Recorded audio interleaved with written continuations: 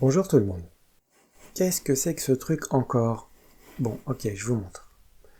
Une barre qui pivote comme ça, si on la lâche, elle tombe. Mais si on la met sur un petit chariot commandé correctement, elle tient droite. Et elle est même assez résistante. En gros, un capteur mesure l'inclinaison de la barre et un petit ordinateur commande ensuite le moteur qui déplace le chariot à gauche ou à droite. Si on arrête le moteur, ça tombe. Là c'est le capteur, là c'est le moteur, et là c'est l'ordinateur. Voilà qui m'a occupé pas mal de temps.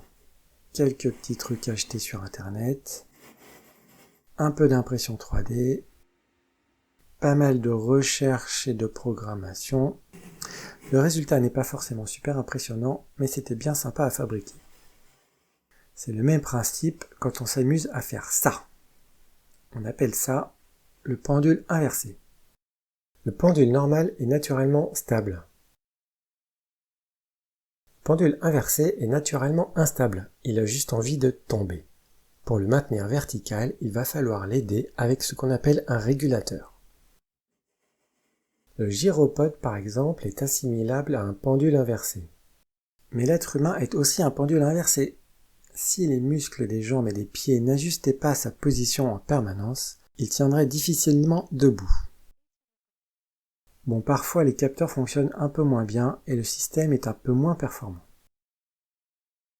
Un dernier exemple sont les fusées. De par leur conception, elles sont instables. Les moteurs étant situés sous le centre de gravité, faire tenir une fusée droite revient à faire tenir un crayon verticalement sur un doigt. Les moteurs peuvent s'orienter de manière à corriger en permanence la position de la fusée avec de petits mouvements quasiment invisibles. Ces mouvements sont en général imperceptibles pour une fusée qui décolle, mais ils le deviennent sur les fusées qui atterrissent.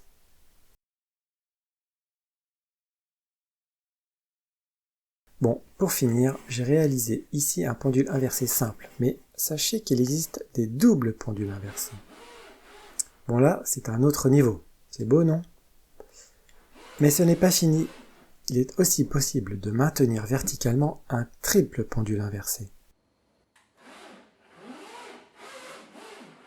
La première fois que j'ai vu ça, je n'y croyais pas.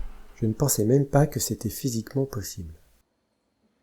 Et les gars maîtrisent tellement bien leur sujet qu'ils sont capables de former toutes les combinaisons possibles en passant de l'une à l'autre comme ils veulent. Je rappelle qu'il n'y a aucun moteur entre les trois barres, elles sont entièrement libres de tourner autour de leur axe. C'est dingue, non? Pour ceux qui veulent creuser un peu, n'hésitez pas à aller voir mon article qui donne tous les détails sur cette construction avec les informations que j'aurais aimé trouver sur internet quand je m'arrachais les cheveux sur ce projet. J'y ai aussi passé des heures, alors je fais ma pub. Voilà, au revoir à tous les amis, à bientôt!